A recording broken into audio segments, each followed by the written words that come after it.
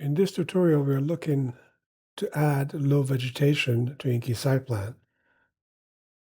While the tree tool places individual trees, low vegetation let us define an area of lower growing landscape. To do so, you go to Landscape and Vegetation tool, select low vegetation. You will select an area that you wish to have low vegetation at. You can simply trace an area and close it.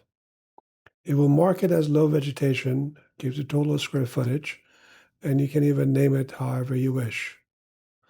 Furthermore, if you select to edit, you can change the fill, the stroke, the pattern, and also include it in the site plan or also show dimensions as well. This is how you can define an area and then furthermore take it out to your favorite editor, such as AutoCAD or Vectorworks, and do further development of your project based on all the measurements that are valid.